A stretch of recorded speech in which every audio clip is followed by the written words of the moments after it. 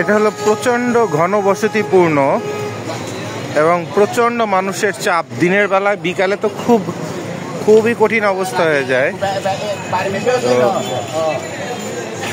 এখানে নিয়ম লাইট দিয়ে বেবি সুইট। তো দেখেন, গার্মেন্টস অথবা হোশিয়ারি খুব কম চলে।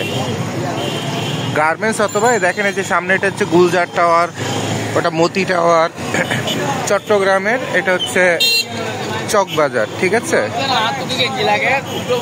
তো এখানে সকালে, দুপুরে, বিকালে নন স্টপ কাপড় বেচা চলে রাস্তার উপরে। এটা বেবি সুইট। তো দেখেন, হোশিয়ারি অথবা স্টক লটের থেকে গাইটের মালের চাহিদা। এবং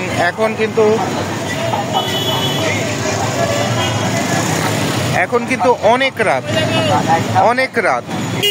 তো আমি চকবাজার এরিয়াটাকে গবেষণা করে বলে দিছিলাম যে এই অঞ্চলে কাপড়ের ব্যবসা রাত 2টা পর্যন্ত পারলে চলবে গত বছর। এবছর দেখেন নিউ মার্কেটের সামনে, আমার যেহেতু অনেক ভিডিও দেখে এরা, ফ্যান ফলোয়ার প্রচুর, তো দেখেন এই যে হোশিয়ারি যেটা অথবা স্টক লট, এটা পড়ে আসছে। বাট আপনার গাইটের মাল দেখেন বেবি সুইট। হোশিয়ারি অথবা স্টক লটের লোক নাই, কিন্তু গাইটে কত লোক আছে দেখেন। এটা হচ্ছে হুডি ট্রাউজারের গাইড, আর ওইটা হচ্ছে আপনার বেবি সুইটের গাইড। ঠিক আছে, তো এভাবে মাশাআল্লাহ অনেক ভালো ব্যবসা হচ্ছে।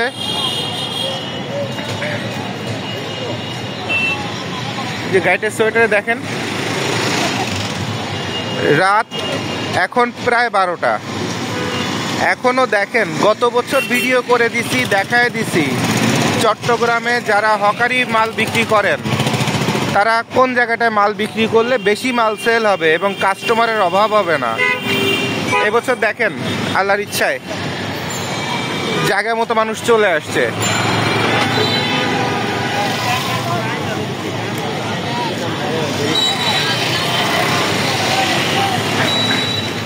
আর যদি এরা কিনা গাইটের মাল, এই যে বেবি সুইট দেখেন, এক একজন কয়টা করে কিনতেছে, এক একজনের হাতে কয়টা করে মাল আছে দেখছেন। একটা বেবি সুইট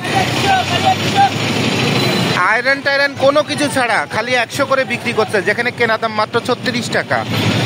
আর অন্য গার্মেন্টস সেখানে যে স্টক লট দেখেন সব মুখ থুবড়ে পড়ে আছে।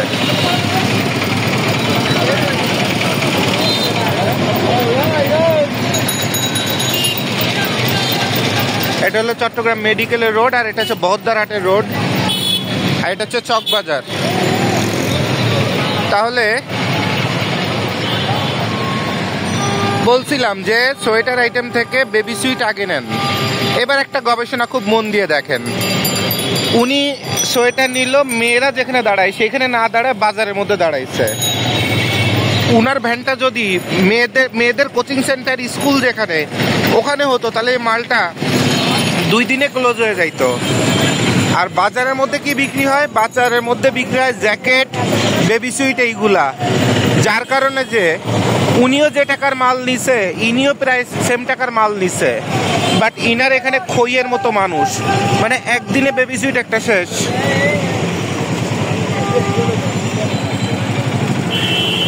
তাহলে মজার বিষয় হলো কি দেখেন, যে একই জায়গায়, একই চকবাজারের মোড়ে 2 জন ব্যবসা করতেছে, একজন বেচে শেষ করতে পারতেছে না, 3টা-4টা করে কাস্টমার নিয়ে যাচ্ছে, আর একজন পাশে আলিফের মতো দাঁড়ায় আছে। কারণটা কি? কারণটা হলো সে পজিশনটা তার ঠিক নাই। যেখানে মহিলারা দাঁড়ায় সেই জায়গাটায় সে যদি দাঁড়াতো, সে মাল বেচে শেষ করতে পারতো না। আর এই জন্যে আমরা বলি মাল বিক্রি করা এত সহজ না, শিয়ানা হইতে হবে। তো আমরা এখন চলে যাব এই চকবাজারের এই কর্নার থেকে সামনে, যেখানে মহিলারা দাঁড়ায়। এই দেখেন মহিলারা দাঁড়াচ্ছে, বাচ্চাদের মাল দেখেন কয়টা করে করে কিনতেছে। দেখে একটা ডিজাইন দেখেন, টেকনিক্যালি প্যাকেট দেখেন, বেবি সুইট না,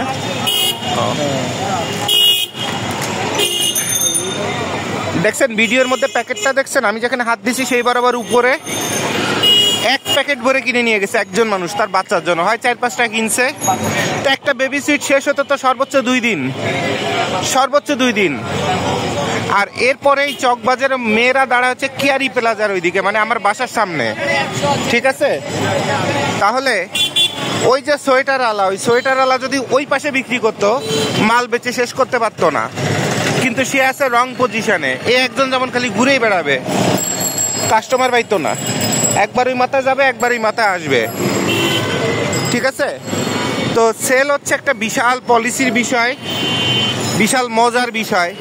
এই চকবাজারের মোড়ে চারপাশে তাকান, এখনো প্রায় 12:15 বাজে, মানুষের কোথাও অভাব আছে কিনা, এবং রাত 2টা পর্যন্ত মানুষ থাকবে রাস্তায়। এই মোড়ে পরে কম করে হলে এরকম গ্যাদারিং থাকবে। তাহলে এখান থেকে শিক্ষণীয় কি বিষয়, যে একই জায়গা হাজার হাজার মানুষ, একই গাইটের মাল, কিন্তু যেখানে বাচ্চাদের মাল বিক্রি হবে সেখানে লেডিস মাল নিয়ে বসছে বলে মাল বিক্রি হচ্ছে না। আর এই অঞ্চলটাতে চট্টগ্রামের চকবাজারে লেডিস মাল বিক্রির জায়গা এখান থেকে একদম ওই পারলে মহসিন কলেজ পর্যন্ত। এবার ভিডিও করে বলে দিচ্ছি, চট্টগ্রামের ভাই ব্রাদাররা যারা ব্যবসা করতে চান তারা শিখে যাবেন যে সামনের বছর অথবা এই বছরই যদি আপনাদের সুযোগ সুবিধা থাকে, আপনারা এই বছরই ব্যবসা শুরু করে দিতে পারেন। এইখান থেকে লেডিসের মাল শুরু বেচা, এখান থেকে বেচা কেনা শুরু। এখন মহিলারা যেমন অনেক রাত পর্যন্ত ঘরে থাকে না, যার কারণে ক্লোজ হয়ে গেছে, কিন্তু এটা যদি রাত 8টা-9টার সময় যদি ভিডিও দেখাইতাম তো আপনাদের মাথাটা খারাপ হয়ে যেত যে কি পরিমাণ স্টুডেন্ট, মেয়ে, মহিলা। কারণ এখানে সব স্কুল, কলেজ, মার্কেট এবং কোচিং সেন্টার, এবং এই অঞ্চলে এত গ্যাদারিং, মানে দিনের বেলা যদি বাচ্চাদের পরিমাণ যদি দেখাই এখানে দাঁড়ায়, মাথা খারাপ হয়ে যাবে, মনে হবে যে কোনো সম্মেলন চলে বোধহয়। এবং প্রতিদিনই এত গ্যাদারিং, প্রতিদিনই এত সেল, ঠিক আছে? তাহলে আপনাকে মালের ধরন এবং জায়গা এবং পজিশনটা বুঝতে হবে। আমাদের দেশে ফুটপাত পুরোটাই দখলে থাকে, এটা থেকে পুলিশে ভাগা খায়, মোস্তানে ভাগা খায়, আমার সোনার বাংলা আমি তোমায় ভালোবাসি বলে রাজনীতি করে টোরে খালি ভাগা আর ভাগা। কিন্তু এখন কথা হলো যে যারা ব্যবসা করতেছে, আপনি যদি এরকমই যদি ব্যবসা করেন, এটা হচ্ছে কেয়ারি প্লাজা, ঠিক আছে?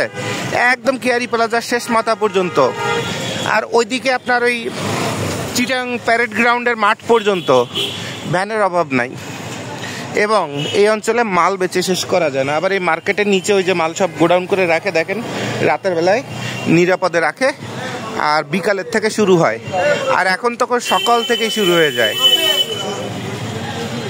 এখন আর বিকাল লাগে না, এখন সকাল থেকেই শুরু হয়ে যায়।